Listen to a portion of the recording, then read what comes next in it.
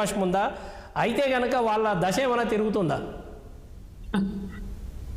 ప్యానెల్లో ఉన్న మిత్రులందరికీ నమస్తే అండి. వినిపిస్తుందా బలరాం గారు? ఎస్ క్లియర్గా ఉందండి. ప్యానెల్లో ఉన్న మిత్రులందరికీ నమస్తే. ఇప్పుడు బీఆర్ఎస్ టీఆర్ఎస్ అయినా టీఆర్ఎస్ బీఆర్ఎస్ అయినా కూడా తెలంగాణ ప్రజలతోటి తెలంగాణ బంధాన్ని ఎప్పుడో ఆ పేగు బంధాన్ని తెప్పుకొని వెళ్ళిపోయిండ్రు కేసీఆర్ గారు. ఎందుకు అంటే తెలంగాణను పూర్తి స్థాయిలో దోచుకున్నారు. ఇక మనము ఇప్పుడు కొత్తగా వచ్చిన ప్రభుత్వం వచ్చిన కాంచి మనం వాళ్ళు తీస్తున్న లెక్కలు, ఎన్ని కేసులు ఇవన్నీ చూస్తున్నాము. అన్నిట్లలో ఇందు లేడని అందు లేడని సందేహం కలదు. అన్ని వ్యవస్థలలో అవినీతిమయమే అని మొత్తం అన్ని శాఖల్లో అవినీతిమయం చేసేసిండ్రు. తెలంగాణలో ఇంకా దోసుకోవడానికి ఏమీ లేదు. భూములు దోసుకున్నారు, ఇక్కడ లిక్కర్ దోసుకున్నారు, లిక్కర్ స్కామ్లో దోసుకున్నారు, ఇసుక శాండ్ మాఫియాలో దోసుకున్నారు. ఇక అన్ని శాఖలు అవినీతిమయం చేసిండ్రు. ఎలక్ట్రిసిటీ బోర్డులో కూడా అవినీతిమయం చేసిండ్రు. ఇంకేం దోసుకోవడానికి లేక బీఆర్ఎస్ అని చెప్పి పార్టీ మార్చుకొని మళ్ళీ దేశం మీద పడి దేశాన్ని కూడా దోసుకోవాలి, మేము కావాలంటే అన్ని రాష్ట్రాలకు ఫండింగ్ కూడా చేస్తాం, నన్ను ప్రధానమంత్రిని చేస్తే అని చెప్పి చెప్పిండు అనేది మనకు అందరికీ తెలుసు మీడియా ద్వారానే. ఈ రోజు వచ్చి మళ్ళీ నక్క వినయాలు పోతూ నేను పార్టీ పేరు మార్చుకొని మళ్ళీ బీఆర్ఎస్ నుంచి టీఆర్ఎస్గా అయితా అదైతే అయ్యేదని ప్రజలు నమ్మేదానికి సిద్ధంగా లేరు. ఎందుకు అంటే ఇవాళ తెలంగాణ బిడ్డలు ప్రతి ఒక్కరిని ఎత్తిన 2 లక్షల రూపాయలు అప్పు పెట్టి ముంచేసి అన్నిటినీ మనం నిధులు నియామకాలు ఏదైతే నిధులు నియామకాలు ఈ 3 వీటి మీద మన తెలంగాణకు పోరాటం చేసి సబ్బండ వర్గాలు ఉద్యమాలు చేసి తిండి తినక రోడ్ల మీద కూర్చొని ఉద్యమాలు చేసి తెలంగాణ తెచ్చుకుంటే నియామకాల సంగతి మర్చిపోయిండ్రు. అది అసలు ఇంకా ఊసే లేదు. రోడ్డు మీదకి వచ్చిండ్రు మన తెలంగాణ బిడ్డలు మొత్తము. ఇక నిధులు మొత్తం ఇప్పుడు దాదాపు 10 లక్షల కోట్ల రూపాయలు మొత్తం అవినీతిమయం చేసిరు. ఇక నీరు ఎన్ని ప్రాజెక్టులు కట్టిండ్రు, ఆ ప్రాజెక్టులు వాళ్ళు ఏమైపోయినాయి, ఏ విధంగా కుంగిపోయినాయి, కూలిపోయినాయి, మునిగిపోయినాయి అనేది మనం మొత్తం రోజు డిబేట్లలో చూస్తూనే ఉన్నాము. ఇవాళ వాస్తు బాగాలేదని చెప్పి సెక్రటరియట్ కూలగొట్టిండ్రు, వాస్తు బాగాలేదని ప్రగతి భవన్ మార్చిండు, వాస్తు బాగాలేదని టీఆర్ఎస్ భవన్ కూడా మార్చుకుంటున్నాడు. ఈ పిచ్చితోటి జనాలని పిచ్చోళ్ళని చేస్తున్నారని నేను అంటున్నా. ఇప్పుడు ఏమి చేసినా తెలంగాణ ప్రజలు ఆయనని నమ్మరు. ఎందుకు అంటే ఆయన చేసిన ప్రతి చర్య ఆయన ఫ్యామిలీకి ఉపయోగపడ్డది, కానీ ఈ రాష్ట్రానికి ఏ విధంగా ఉపయోగపడలేదు. ప్రతిపక్షాలు ఉండనే కూడదు. ప్రతిపక్ష నాయకుల ప్రతి కదలికల మీద మీరు ఏ విధంగా ట్యాపింగ్ పెట్టిండ్రో మేము ఇప్పుడు రోజుకో కేసు చూస్తున్నాం. అసలు పేపర్ తీస్తే ఇక చాలు ఆయన చేసిన కుంభకోణాలు చదవలేక విసుకొస్తుంది.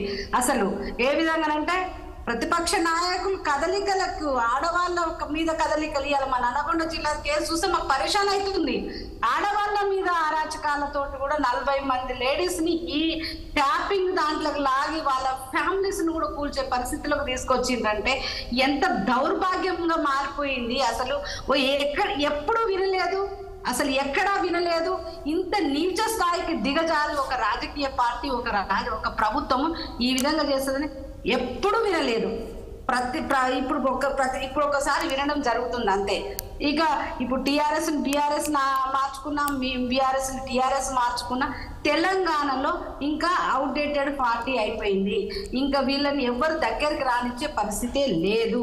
ఎందుకంటే చూసినాం మనం వాళ్ళ మాటలు, వాళ్ళ వేషాలు, వాళ్ళ ఎన్ని చూసినాం. ఆ రోజు నోరు విప్పలేని నాయకులంతా మోనోపల్లిగా ఆ నలుగురే మెయింటైన్ చేస్తూ వచ్చారు పార్టీని కానీ ప్రభుత్వాన్ని కానీ. కాబట్టి ఆ రోజు ఎవరు నోరు తెరిసే పరిస్థితి లేదు.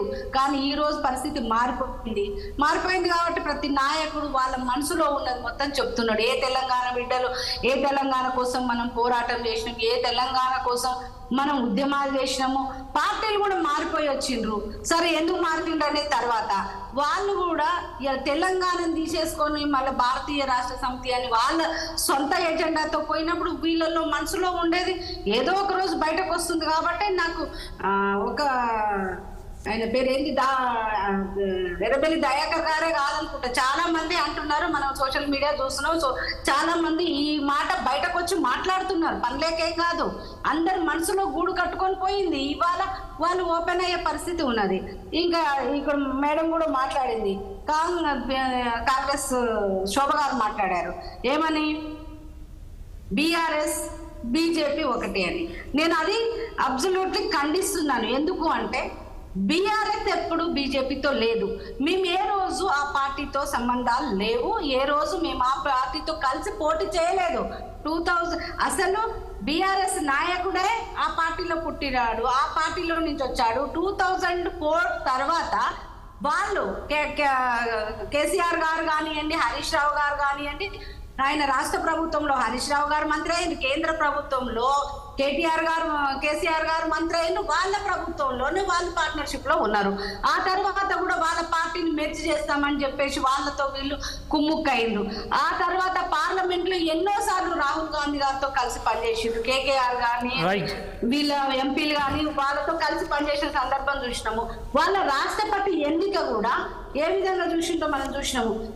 మేము పెట్టిన క్యాండిడేట్ వ్యతిరేకంగా కాంగ్రెస్ పార్టీ క్యాండిడేట్ కు అసలు కాంగ్రెస్ వాళ్ళ కన్ఫర్ట్ ముందుగా ఈయన ఎయిర్పోర్ట్ పోయి రిసీవ్ చేసుకొని వచ్చి అతనికి సకల మర్యాదలు చేసి ఇక్కడ ప్రచారానికి తీసుకొచ్చిండ్రు కేసీఆర్ గారు. అది మనం కళ్ళతో చూసాం. ఇవన్నీ ఎవరితో ఉన్నారు, ఎవరికి బి పార్టీగా మారిండ్రు. వీళ్ళ పార్టీలో గెలిచిన ఎమ్మెల్యేలంతా కళ్ళు మూసుకొని అందులో పోతుంటే కొనుగోలు అనే మాట వీళ్ళు మాట్లాడుతున్నారు. అసలు కొనుగోలు ఎత్తింది ఎవరు, కొనుగోలు చేసింది ఎవరు, అమ్ముడు పోయింది ఎవరు? వీళ్ళ పార్టీ నుంచి ఫస్ట్ సారి గెలిచిన వాళ్ళంతా బీఆర్ఎస్ కమ్ముడు పోయినారు, రెండోసారి గెలిచిన వాళ్ళంతా బీఆర్ఎస్ కమ్ముడు పోయినారు. ఇప్పుడేం జరుగుతుంది? బీఆర్ఎస్ లో ఉన్నారు అంటే ఈ రెండు పార్టీల బంధుత్వం గురించి మాట్లాడుతున్నా నేను. ఆ నాయకులకి ఈ నాయకులకు బంధం గురించి మాట్లాడుతున్నా నేను. వీళ్ళు వచ్చేసి ఎంతసేపు ఒక ఊత పదం లాగా అయిపోయింది. బీఆర్ఎస్ బీజేపీ ఒకటి, బి పార్టీ సి పార్టీ అనే ఒక అబద్ధాల ఎజెండా మీద నడిపిస్తున్నారు. కానీ ఎవరి నాయకులు ఎవరి దగ్గర ఉన్నారు? కాంగ్రెస్ నాయకులంతా అక్కడ పోతే ఇప్పుడు ఏం చేస్తున్నారు? ఆ పార్టీ నుంచి మొత్తం ఈ పార్టీకి తెస్తా అంటూ మళ్ళీ అదే వేదిక మీద నిన్న మాట్లాడిన అదే వేదిక మీద మేము 10th షెడ్యూల్ చేస్తాం, మేము వచ్చేసి ఏదైతే యాంటీ డిఫెక్షన్ అనేది చాలా స్ట్రాంగ్ చేస్తామని చెప్పిన వేదిక మీదనే కండువాలు కప్పిండ్రు. అంటే మీ గ్యారంటీ ఏంది? మీ మాటకు విలువేంది? ఇది ప్రజలకు చెప్పాల్సిన అవసరం ఉంటది. మీరు దేనికోసం యాంటీ డిఫెక్షన్ అనేది అసలు బీజేపీ పార్టీ స్టార్ట్ చేసిందని మీరు మాట్లాడుతున్నారు. నేను బీజేపీ పార్టీ ప్రభుత్వంలోకి రాకముందే 2009 బిఫోర్ రాజశేఖర్ రెడ్డి గారు టీఆర్ఎస్ పార్టీకి గెలిచిన ఎమ్మెల్యేలందరినీ జాయిన్ చేసుకోలేదా? అదే కండువాతో జాయిన్ చేసుకోలేదా? ఎక్కడైనా బీజేపీ పార్టీ మా పార్టీకి ఎవరైనా ఎమ్మెల్యేలు వస్తే రాజీనామా చేపించి మా పార్టీలకు తీసుకొని ఎలక్షన్లలో గెలిస్తేనే మా పార్టీ సభ్యత్వం ఇచ్చినాము. మేము దానికి ఉదాహరణ మనకు రాజగోపాల్ రెడ్డి గారు పోటీ చేసిండ్రు. మేము ఆయన ఎమ్మెల్యేగా ఉండగా ఒక 1.5 ఏడాది టైం ఉన్నా కూడా ఆయనకు రాజీనామా చేపించి మేము గెలిపించాం. మరి మీరు ఎందుకు చేయలేకపోతున్నారు? మీరు ఇవాళ అబద్ధాల పుట్టల మీద నడిపిస్తున్నారు. యాంటీ డిఫెక్షన్ అనేది మీరు స్ట్రాంగ్ చేస్తానని ఇవాళ వచ్చేసి ఏదో వాగ్దానాలు ఇస్తున్నారు. పరిస్థితులు ఇంకొకటి సార్, ఇంకొకటి ఇప్పుడు మేడం ఏం చెప్తున్నారు? మేము అన్ని చేశాము ఈ రాష్ట్రంలో అని చెప్తున్నారు. ఇవాళ కల్లాలలో వడ్లున్నాయి సార్, అందరు పోస్తున్నారు, వడ్లు వచ్చినాయి. 5,000 రూపాయలు బోనస్ ఫర్ కింటాల్ కన్నారు. మేము మనకు డిసెంబర్ నుంచే ఇస్తామన్నారు. 3వ తారీఖు వరకు మీరు అమ్మకండి ఉంచండి, మేము డిసెంబర్ 3వ తారీఖు నాడు మా ప్రభుత్వం వస్తుంది, కింటాల్కి 500 రూపాయలు బోనస్ ఇస్తాం. 2 లక్షల రూపాయలు 9వ తారీఖు డిసెంబర్ వరకు మీరు కట్టకండి, రుణమాఫీ మేము 2 లక్షల రూపాయలు చేస్తున్నాం, మీరు 1,00,000 కాదు 2 లక్షలు చేస్తున్నామని చెప్పిండ్రు. ఆడవాళ్ళందరికీ మహిళలందరికీ 2,500 ఇస్తానన్నారు. దాంట్లో మళ్ళీ ఇప్పుడు వచ్చి చాలా ఉన్నాయి సార్. ఆ సబ్జెక్ట్ మళ్ళీ తీసుకుంటారు కాబట్టి చెప్తున్నా, యాంటీ డిఫెక్షన్ అనేది మేము మీద ఉసిగొల్పి మేము తీసుకొచ్చినామని మేడం మాట్లాడారు. దానికి నేను చెప్తున్నాను సార్, రాజశేఖర రెడ్డి గారు టీఆర్ఎస్ నాయకులందరినీ ఎంతమంది పార్టీలకు తీసుకున్నారు? ఆ తర్వాత మీ నాయకులంతా ఎవరు రాజీనామా చేసుకోండి? అందరూ మీ కండువాల మీద పోటీ చేసి ఆడ పార్టీలో కలిసిండు. నేను అనేది